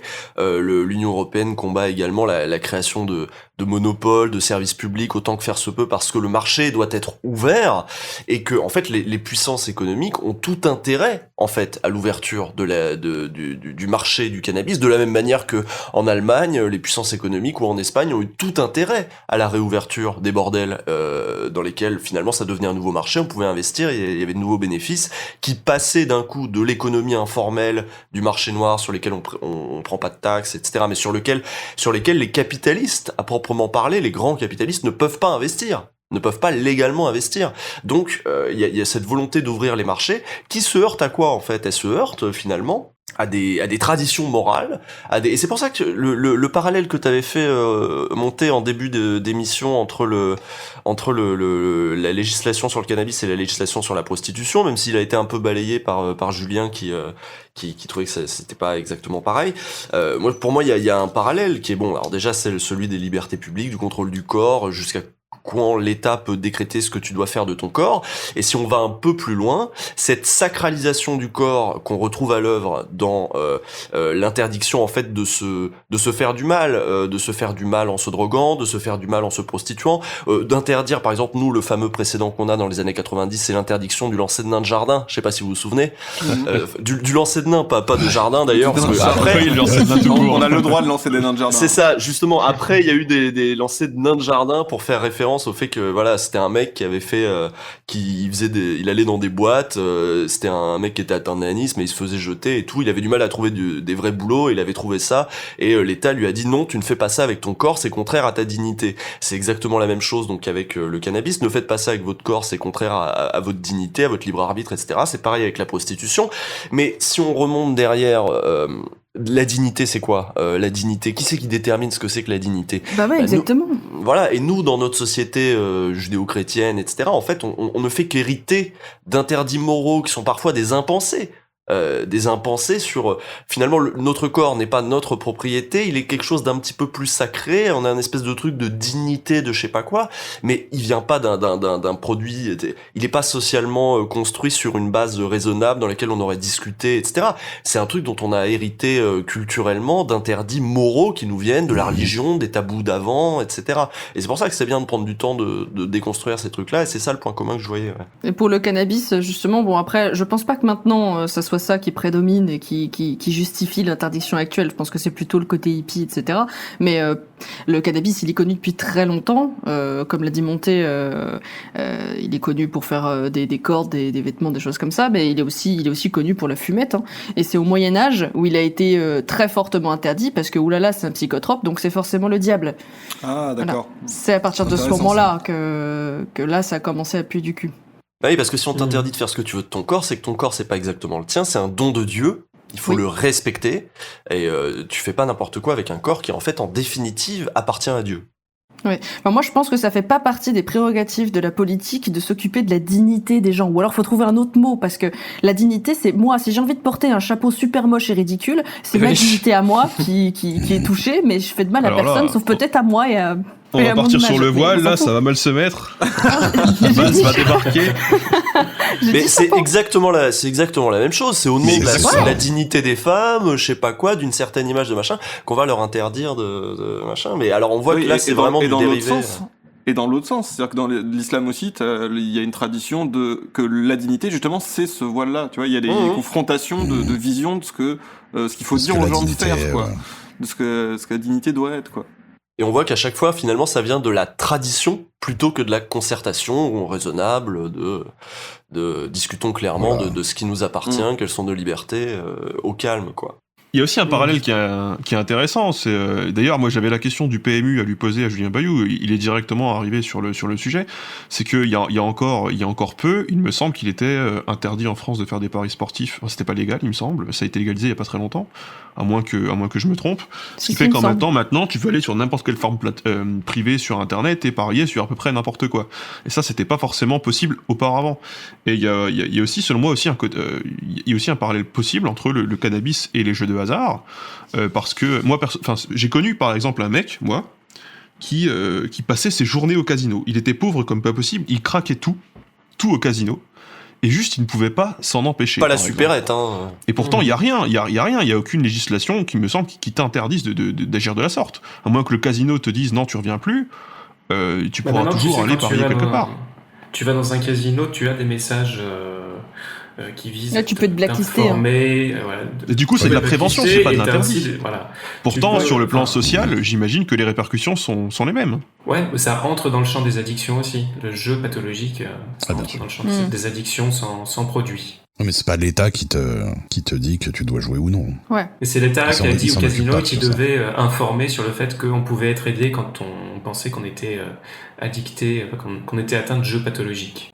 En tout cas, est-ce que ça veut dire que la politique doit être amorale ? Parce qu'en fait, moi, le dénominateur commun que je trouve à tous les gens qui, dans leur programme, proposent la légalisation du cannabis, ce sont des propositions amorales, et c'est des propositions qui sont hyper pragmatiques, en fait. Oui, est-ce que le rôle de la politique, c'est de jouer les curés de campagne, de dire ce qui est bien, ce qui est pas bien, oui. Au nom de principes moraux, qui sont tout à fait relatifs, discutables, qu'on pourrait remettre sur la table, mais dont on voit qu'ils sont chargés qui sont très lourds, ils sont chargés historiquement, et finalement, on a laïcisé, en fait, des interdits qui nous viennent de la tradition, et qui nous viennent de la tradition...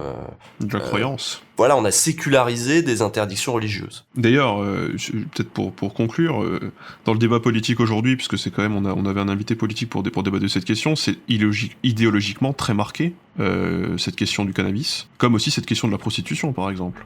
C'est quelque chose qui, dans le débat public, est vraiment très marqué idéologiquement sur le plan politique. Et je pense que c'est peut-être aussi un témoignage du fait que c'est quelque chose qui est plus moral, plus lié à la conception de la société que à des critères qui seraient plus objectifs. En tout cas, c'est un sujet qui est revenu sur la table. Je pense que vous voulez en faire une émission spéciale. La question des prostitutions, je sens que ça vous titille. Non, mais en vrai, c'est un vrai sujet aussi, et c'est vrai qu'on pourrait en parler aussi, ouais. Bah du coup, je vous propose de passer à la dernière chronique, qui est donc Castor Moser, qui va nous parler des animaux qui se shootent la gueule.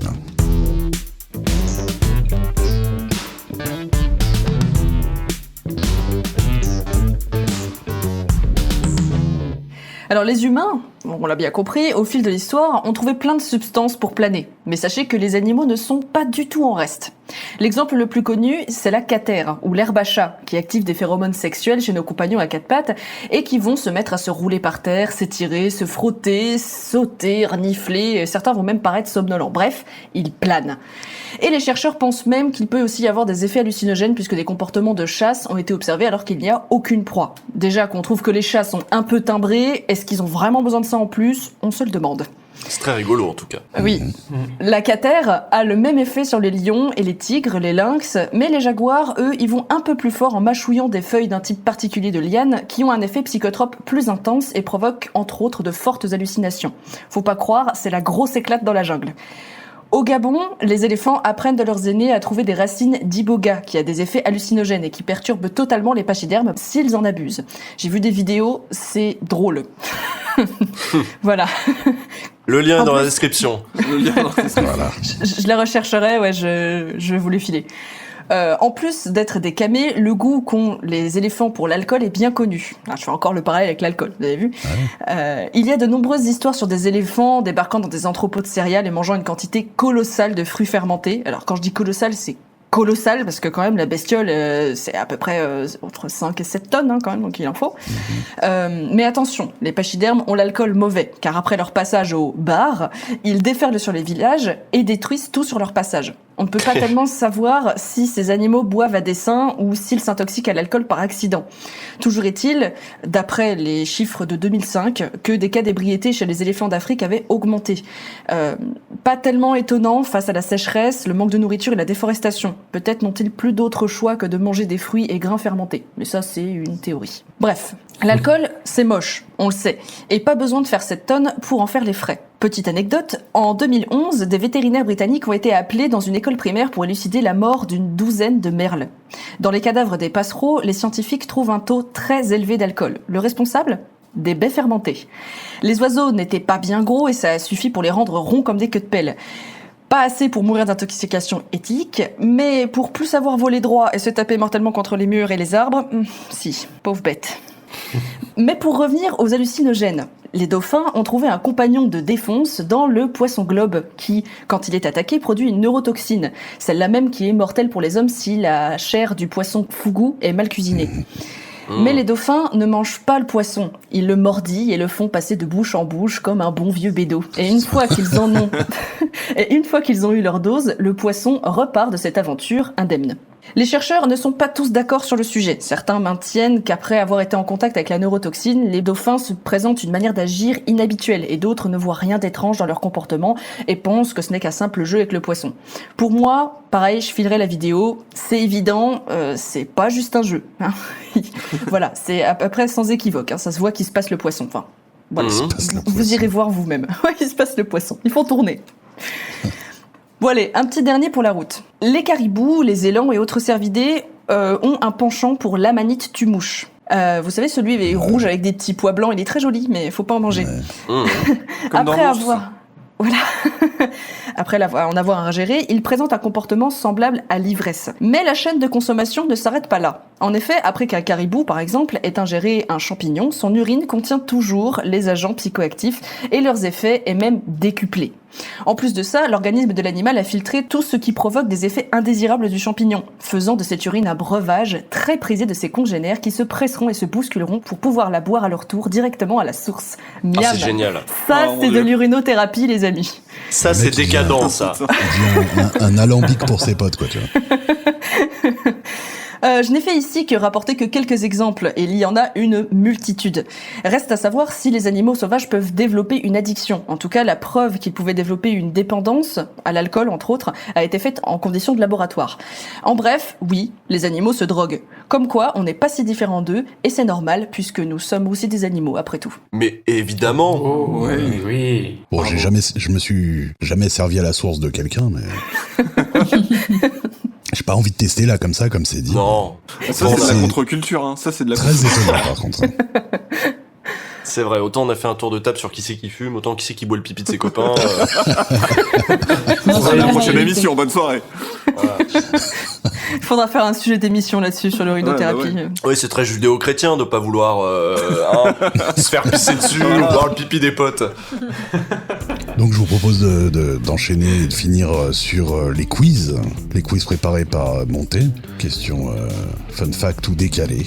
C'est la détente, c'est la rigolade. Ouais, alors, Voilà. rien à voir avec le cannabis.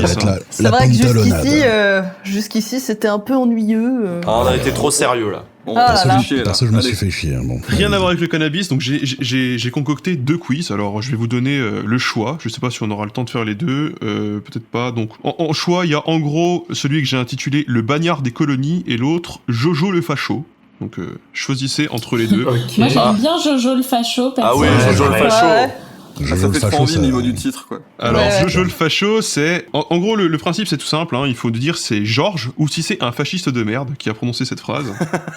En référence à un film que j'ai beaucoup aimé. Alors, je vais vous lire. En gros, il y a eu 7 citations. Voilà, 7 citations historiques ou un peu moins historiques. Hein.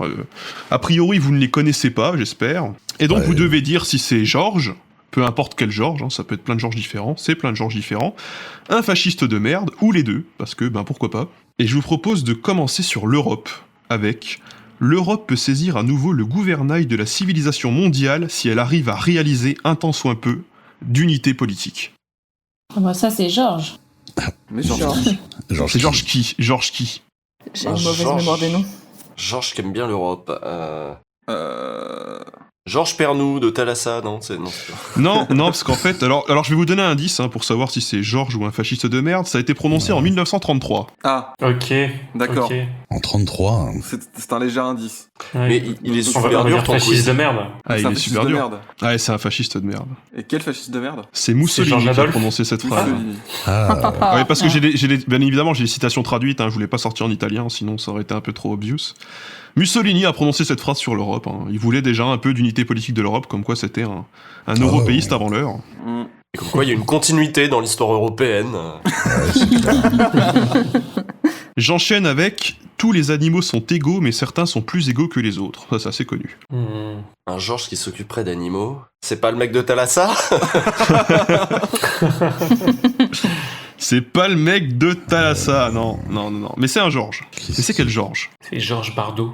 C'est George Orwell qui a prononcé ça. George Orwell. En fait, plutôt, il l'a... Ah bah oui, il la avait ferme toute des une ferme. animaux. Exactement, Putain. plutôt il l'a écrite dans la Putain. ferme des animaux.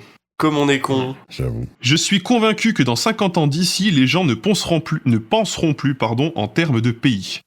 Allez. Un rêveur. Ça a l'air d'être un européiste Moi, je dis convaincu, lui aussi. Ouais. Moi, je dis fasciste de merde. Je te sens pas, ce gars-là.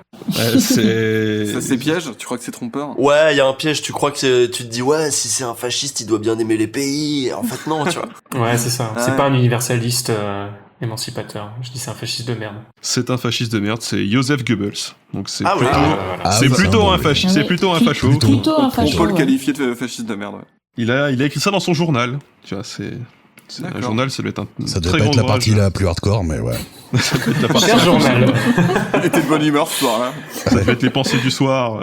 Je suis en train de regarder, mais en fait, j'ai même pas du Pernou, tu vois. J'aurais bien aimé contenter Usul, mais... Le gouvernement a pour mission de faire que les bons citoyens soient tranquilles, que les mauvais ne le soient pas. Oh, George Washington? Non, ah, ça peut être Un beaucoup Georges Georges. facho. c'est C'est un un Français. Georges. C'est un Français. C'est Clémenceau? Non, il C'est s'appelait pas Clémenceau. Georges. C'est Ah, c'est si. Clémenceau, Georges Clémenceau. Alors, ouais. Ah ouais, Merci. Est-ce que c'est, Bravo. du coup, c'est pas un fasciste de merde, du coup? Bah du coup en fait c'est... Alors là je voulais juge en fait. C'est, Ouais. moi je dirais c'est un Jojo. Après est-ce que c'est un facho? À l'époque ça l'était pas en tout cas. C'était- Après c'est une phrase qui aurait pu être prononcée par un facho je pense. c'est vrai, c'est vrai. C'est vrai. Ça aurait pu. Je veux que nous ayons la guerre, elle est indispensable, nous devons avoir la guerre, mais il faut avant tout épuiser les moyens qui peuvent nous l'épargner. Ah, donc ça, c'est pas le mec de Thalassa, on a dit. C'est vrai qu'on aurait pu croire, ouais. Alors c'est la guerre, pas la mer. Ah oui, c'est ça. Répète.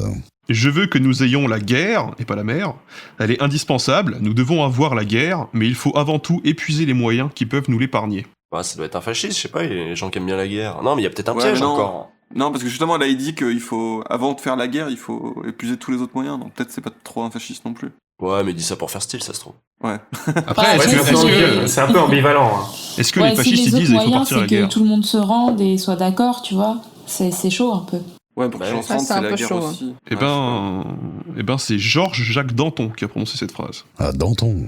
Ah ouais. Ouais. Ah, faut savoir qu'il s'appelle Georges. Eh, c'est ça, mais je le savais pas. C'est vrai, Je c'est savais ça. pas qu'il s'appelait Georges. D'accord, ouais, c'est difficile ça. Ouais, c'est réponse au discours de Brissot sur la question de la guerre. Donc après je sais plus exactement. Alors en 1791, je crois que de toute façon Oui. Danton finalement il s'est un peu radicalisé après, je crois. En 91, il est mort pas longtemps après, je pense. Oui, de toute façon à la Révolution ça dégageait quand même assez vite. Hein. Oui. On va pas se le cacher. Ouais. La Révolution, beau moment aussi où l'État s'est permis de séculariser des principes d'encadrement moraux et de vie personnelle, hein, quand même. Rappelons-le. C'est vrai. Ils ont même essayé de séculariser Dieu avec l'être suprême, etc. C'est vrai, ouais, c'est vrai. Ce qui est quand même une entreprise délicate, hein. C'est pas évident, c'est osé. Avant-dernière citation. L'année prochaine, ce sillon sera comblé et couvert par un sillon nouveau. Ainsi s'imprime et disparaît la trace de la plupart des hommes dans le champ de l'humanité. Waouh. Wow. Wow. Ça Je pourrait pense, faire un peu eugéniste. Hein. C'est pas Georges Frêche. Non, c'est pas Georges Frêche. C'est pas Georges Moustaki. Non. C'est pas Georges Brassens. Ça fait Non. très littéraire en tout cas. Georges Sand. Pompidou. Pompidou, il était littéraire. C'est pas Georges Pompidou. J'ai même pas de Pompidou. Je vois mal Georges Marchais dire ça aussi. Georges Sand. Georges Sand. C'est Ah, Georges putain, Sand ouais. dans La Mare au diable. Bien joué. Bah, c'est Ah, très, bien joué. ça Ouais. faisait vachement construit quand même. Ouais, c'est vrai, mais tu vois, on aurait pu penser qu'il y avait un petit côté facho, tu vois, un petit côté eugéniste, tu vois. Les plus faibles mourront et les autres C'est vrai. leur succéderont. Et là, la dernière, j'en suis content. Je pense que vous allez vous prendre la tête Aide-moi. dessus. L'époque arabe fut l'âge d'or de l'Espagne la plus civilisée, puis vint l'époque des persécutions toujours recommencées. Ah, c'est beau. C'est un piège. Ouais, il y a un piège, c'est un C'est fasciste un de piège, merde. c'est un fasciste de merde. Ah, mais alors J'en sais- lequel j'en sais- Lequel J'en sais Il français. s'appelle pas Georges, du coup. Il s'appelle pas Georges. Ah, il s'appelle pas Georges, donc là, Non. c'est un fasciste de merde. C'est pas Franco. C'est pas Franco. C'est qui Est-ce Mais que ça c'est un parle de espagnol? l'Espagne quand même. C'est pas un espagnol. C'est Ah, même voilà, pas c'est un ça, espagnol. Salazar. Non. C'est un allemand. Enfin, plutôt un autrichien. Oh, Ah, bon, bah, c'est voilà. Hitler. Le blanc avec ses autrichiens. C'est c'est Hitler Hitler. qui a prononcé cette Ah, phrase. d'accord. D'accord. Mais qu'est-ce Plutôt que- qu'à n'importe prononcer la quoi, version toi. allemande. Ouais, moi aussi j'étais surpris de voir qu'Hitler Ouais. pensait que l'époque arabe était l'âge d'or de l'Espagne la plus civilisée. Est-ce qu'il disait pas ça en forme de vanne? Est-ce que c'était pas un taunt?